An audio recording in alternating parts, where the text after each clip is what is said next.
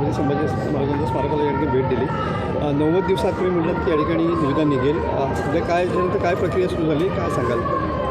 मी त्या परिसराला भेट देण्याचं कारण एवढंच होतं की तिथल्या जमीन मालकांच्या बाबत जे उगाचच गैरसमज पसरवले जात आहे त्याच्यामध्ये काही तथ्य नाही. मी स्वतः सरदेसाईंना घेऊनच काल त्याची पाहणी केली. त्यांनी 5 एकर जागा देण्याचं मनापासून मान्य केलेलं आहे. हा देखील त्यांच्या मनाचा मोठेपणा आहे. आणि ज्या कुटुंबाची परंपरा 1100 सालापासून आहे त्या कुटुंबाची फक्त मागणी अशी आहे की आम्हाला त्या स्मारकाच्या बाजूला 5-7 गुंठे जागा द्या. आणि ती देखील देवेंद्रजींनी, एकनाथ शिंदेसाहेबांनी आणि अजितदादांनी मान्य केलेली आहे. त्यामुळे मला असं वाटतं की कुठेही गैरसमज नाही. जमीन द्यायला ते तयार झालेले आहेत. म्हणून मी जबाबदारीनं सांगितलं की येत्या महिनाभरामध्ये छत्रपती संभाजी महाराजांच्या स्मारकाचा आराखडा तयार होईल आणि 90 दिवसामध्ये आम्ही निविदेपर्यंत पोहोचू. तर मुंबईतला जो सिमेंटचे रस्ते त्यामध्ये काही भ्रष्टाचाराचं पत्र पुन्हा एकदा अजित ठाकरेंनी देवेंद्र फडणवीसांनी दिलेलं पाहायला मिळते.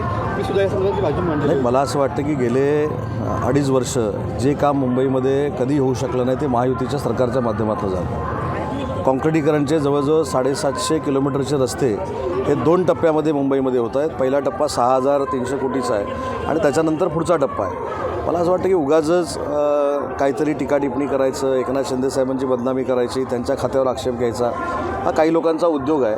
त्यामुळे याच्यातनं काही निष्पन्न होणार नाही. मुंबई महानगरपालिकेला देखील भरपूर आम्हालाच मतदान करणार आहेत. आता हे काँक्रिटीकरणचे रस्ते किंवा मुंबईतले प्रश्न मुंबई महानगरपालिकेच्या निवडणुका येऊ शकतात म्हणून काही लोकांच्या डोळ्यासमोर आलेले आहेत. त्याच्यामध्ये काही तथ्य नाही.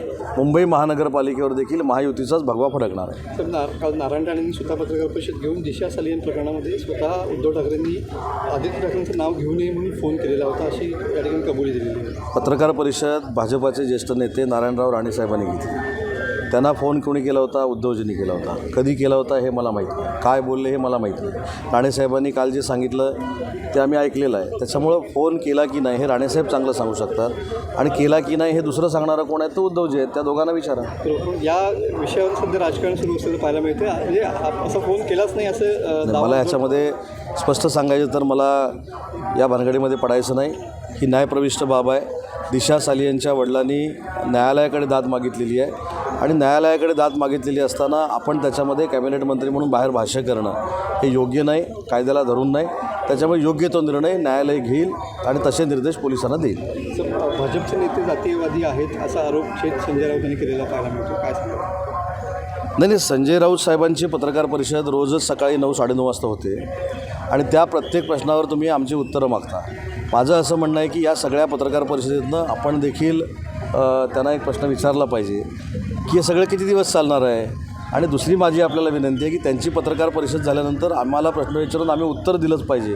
असं पण बंधन कृपा करून आमच्यावर घालू नका. कारण ते मी तुम्हाला अनेक वेळा सांगितलं, मी पण त्याची प्रॅक्टिस करतो आहे. रोज सकाळी उठून असंबंध बोललं की TRP वाढतो असं मला वाटायला लागलेलं आहे.